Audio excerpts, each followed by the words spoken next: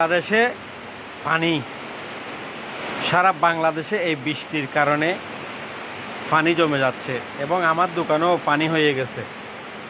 কিছু করার নাই, এগুলো সব এখন প্রচুর পরিমাণ বৃষ্টি পড়তেছে, সেই কারণে পানি হয়ে গেছে। এই পানিগুলা আল্লাহ দিয়া, সুতরাং সাবধানে থাকবেন সবাই।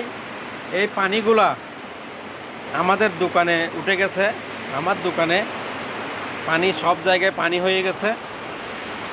কিচ্ছু করার নাই, এগুলা সব আল্লাহর নিয়ামত। পানিগুলা প্রত্যেকে আসতেছে, আমরা দেখতেছি না। এখানে কী করার, আল্লাহ ভরসা, আল্লাহর উপর ভরসা রাখতে হবে সবাইকে।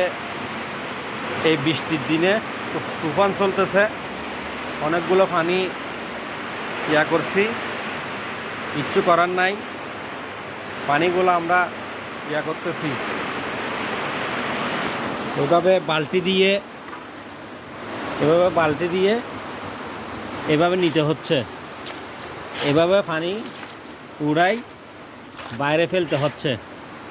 এভাবে অল্প অল্প করে পানিগুলো তুলে দোকান থেকে ফেলে দেওয়া হচ্ছে বাইরে।